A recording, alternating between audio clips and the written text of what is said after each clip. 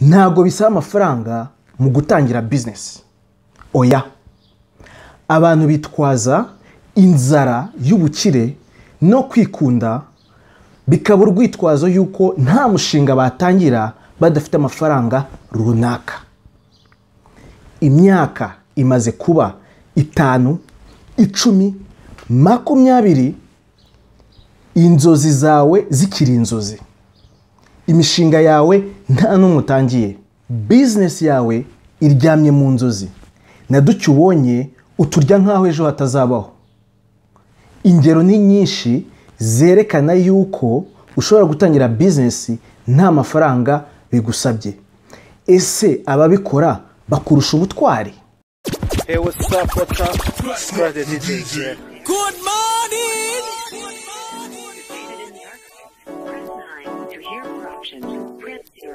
What are you talking about? Urakaza neza kuri uru rubuga Habinshuti aka Scratch the DJ, aho inshuti zihurira zigasangira akabisi n'agahiye kugira ngo zitere imbere hamwe. Nizera 100% yuko ubuzima bwiza ubugira kubera inshuti nziza ufite mu muryango wawe. Niba nawe utarabikora, komanga hano hasi ku muryango wa subscribe kandi kuri yanzogera tuguhe karibu mu muryango wacu, aho dusangizanya, dusharinga ubumenyi bwiza, dusangira nk'inshuti, tukana commentinga, tudebatinga ku biganiro byubaka.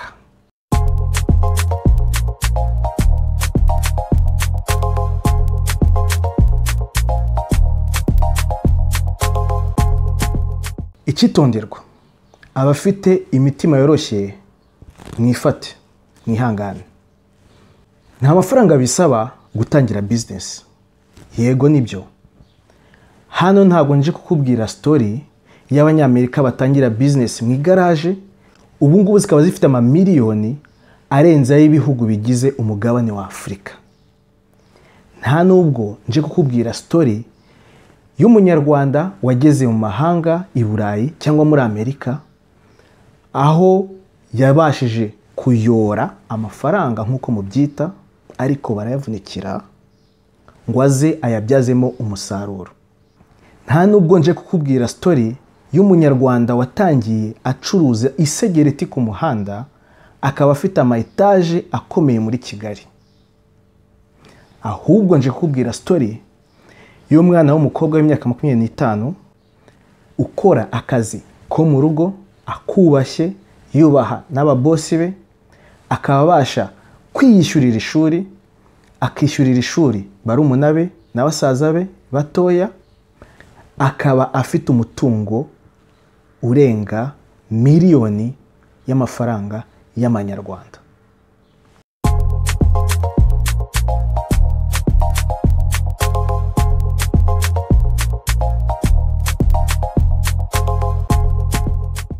Uwo mukobwa yatangiye akazi ko mu rugo ahembwa 1500, ariko ntibyamushimishije cyane kuko yashakaga menshi.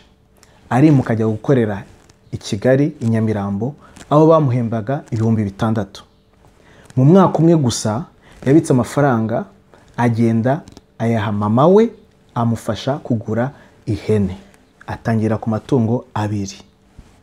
Ariko mbere yuko yisanga aho ngaho, iwabo bari batunze, maze papa we atakaza umutungo ko yari umukire, atakaza umutungo we wose, bituma ashwana na mama we. Baratandukana, bafite abana 8. Mama we atangira bundi bushyashya, arongera aratunga amatungo, ubu ngubu ni umukire. Uwo mwana w'umukobwa nawe muri ibyo bibazo, ishuri ryaranze, afite barumuna be, ava mu rugo ajya gushaka akazi. Mu 2016 nibwo yabonye ako kazi k'6,000 ku kwezi. Afata ingamba yuko agomba gukira akarusha umutungo ise yari afite. Yarakoze umwaka wose adafata umushahara ku buryo bayamuhereye rimwe. Bakiyamuhera rimwe nibwo yagishyiriye mama we, amufasha kugura amatungo 2.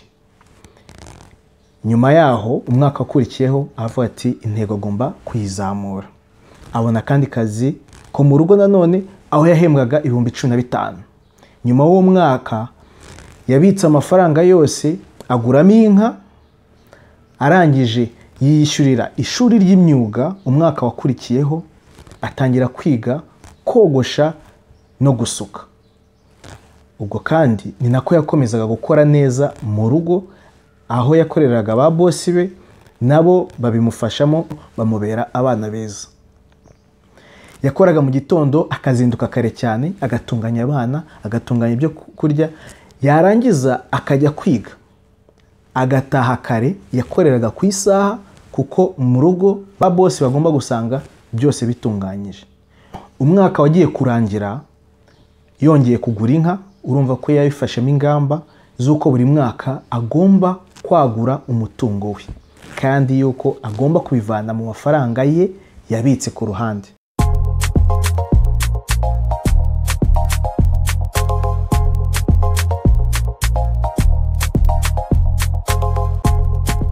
Ubu ngubu arogosha, arasuka, akora akazi ko mu rugo, ari guteganya gufungura salon de coiffure nimba ataranayifunguye ubu ngubu, kandi aracyakorera na bosi we akazi ko mu rugo yubaha cyane kuko kamuhesheje ibyo byose.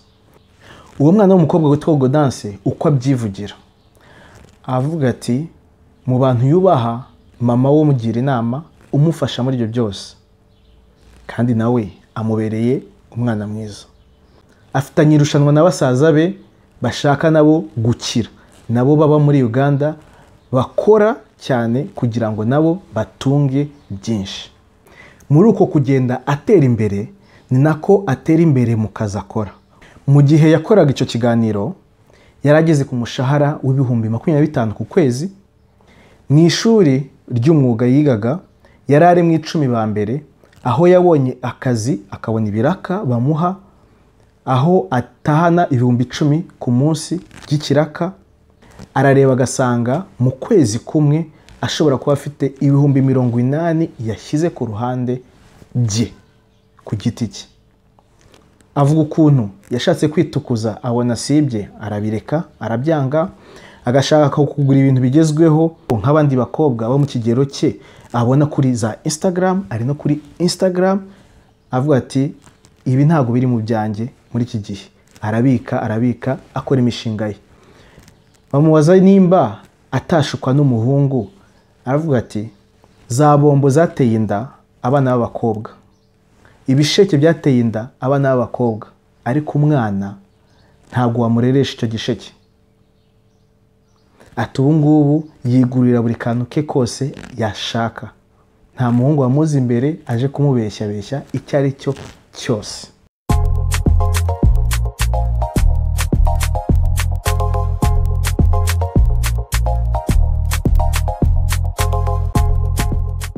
Ushobora kumbwira uti uwo mwana ni umukobwa, biroroshye kuri we, nta muryango afite, nta mugabo afite. Ahubwo njye nakubwira nti ufite umuryango, ufite abana, nizo ngufu zawe zituma ubyuka buri munsi kugira ngo ukore icyo ari cyo cyose gishoboka ngo umuryango wawe utere imbere, umuryango wawe ubone icyubahiro. Ushobora kumbwira uti uri umunyeshuri, ntabwo byakorohera nta bushobozi ufite. Wiyumviye ko nawe afata umwanya akajya kwiga, yarangiza akagaruka. Nubwo mushobora kuba mwiga ibintu bitandukanye, ariko umuntu w'umunyeshuri afite avantage nyinshi abona ku ishuri, kandi afite n'undi mwanya uhagije yagira ikintu akora akabyaza umusaruro. Ushobora kuba wakwigisha abantu bo muri primaire, segonderi, bitewe naho ugeze, ukabona amafaranga yiyongera kuyubona usanzwe ubona. Ushobora kumbwira uti ni umukobwa, biroroshye kuri we kubona akazi no kunegosiya uko agenda atera imbere. Nawe nimba uri umuhungu ufite ingufu, hari utuzi abakobwa badashobora gukora dusaba ingufu kandi wowe uzifite. Kura amaboko mu mifuka maze ukore, ubike, ejo n'ejo bundi umutungo wawe ukomeze wiyongere. Ibyo ushaka kwiga kumenya uko wa negosiya umushahara wawe, ubyige.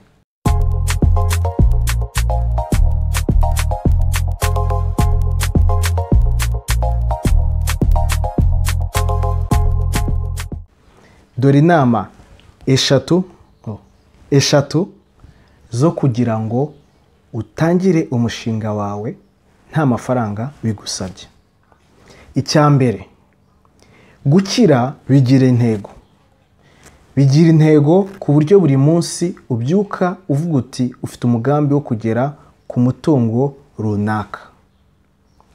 Wiyubahe, ugire imyitwarire myiza mu nshuti zawe, kuko niwo mutungo ufite ubu ngubu ushobora kukudefendinga, ushobora kukubakinga up igihe icyo ari cyo cyose ukenera ubufasha. Ikindi kandi, wizere, umenye yuko umushinga wawe ari wo wose utangiye ushobora kuwurangiza. Ukora ibishoboka byose ngo urangize. Ibyo bizaguha icyo bita credibility, icyizere mu bakuzi. Kandi mu gihe ufite icyo cyizere, business yari yose watangira, hari abantu bazavuga bati uyu muntu ni umuntu w'agaciro, icyo atangiye aragikora akakigeraho. Banke nayo igusaba icyizere, ariko kuko itakuzi irakubwira uti hari umutungo ufite tuwufatire. Icya kabiri, iga gukoresha amafaranga. Nongere mbisubiremo, iga gukoresha amafaranga. Ntabwo ari uko amafaranga yinjiye ariko yose agomba gusohoka. Igitabo cyitwa The Richest Man of Babylon cyabikwigisha, cyabigusobanurira neza uko amafaranga akoreshwa. Icya gatatu, business niyo nzira yonyine yo gukira vuba, ariko bifata umwanya, bifata kwihugura, bifata gukora ubushakashatsi no gukunda abantu. Hari icyizere inshuti yanjye, hari icyizere cy'uko business yawe wayitangira nonaha bitagusabye amafaranga. Gutangira business bisaba kubona ikibazo cy'ingutu gikeneye igisubizo ushobora kuba watanga ukoresheje ubwenge bwawe n'impano zawe. Kandi wibuke yuko ubwenge burarahurwa. Urugero naguha, abantu bazahora barya igihe cyose. Ese ibyo biryo bizava he? Ninde uzabiteka? Ni izihe nganda zizabikora? Urumva ko aho ngaho harimo za opportunities nyinshi. Icya kabiri, wibuke ko business ikiza abantu imara imyaka myinshi, imara igihe kirekire. Bisaba kwihangana, bigasaba yuko n'igisubizo ubonye uhita ugitangira ako kanya, kugira ngo urebe nimba koko hari isoko kandi ko abantu bazabyakira. Ukajya uhora utera imbere, wimprovinga product yawe cyangwa se service yawe. Urugero naguha, abantu batangira kugurisha ibisubizo by'ibibazo mbere yuko icyo gisubizo kihagera.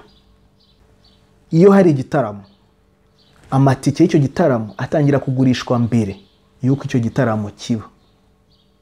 Icya gatatu, business yawe izakenera amafaranga ari uko wabonye ko isoko ufite rihagije, ukeneye amafaranga yuko product yawe isohoka cyangwa se service yawe iba ready mu gihe umukiriya ayitegereje, mu gihe umukiriya ategereje iyo product.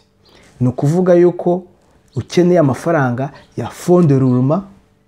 Ikindi ni uko ukeneye amafaranga yo kwagura business yawe. Muri icyo gihe uzaba waratangiye kugurisha mbere, kandi ufite ibintu wereka umushoramari, ukamwereka ko harimo inyungu mu gushora muri business yawe. Gutangira business, kwandikisha business ntabwo bigusaba amafaranga. N'amafaranga yo kwandikisha business ni make cyane, kuko business nyayo haba harimo inyungu ugenda ubara kuri buri kintu cyose ugurishije, kuri buri service yose utanze. Mbwira rero ukuntu watangira business ari uko ufite amafaranga agera kuri miliyoni. Mbwira nawe muri comments, nunabishaka nzaguha telefone yanjye tuganire, umbwire ukuntu business yawe ikeneye amafaranga. Scratch the DJ.